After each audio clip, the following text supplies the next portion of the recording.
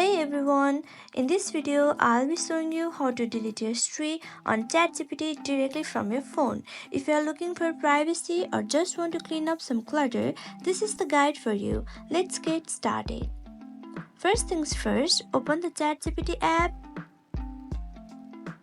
Once you are in, tap on the two horizontal lines at the top left corner of your screen and tap on your name at the bottom left corner right here.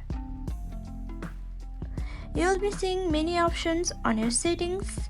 Simply tap on Data Controls. Here scroll down and you'll see Delete All Chats. If you want to clear everything, simply tap on Delete All Chat. You'll get a confirmation pop-up just to make sure you are sure about deleting it. If you are ready, tap Confirm. And that's it. All your chat history is gone in a few taps. It's as simple as that. If this video helped, don't forget to like, subscribe and hit that notification bell so you never miss a tech tip.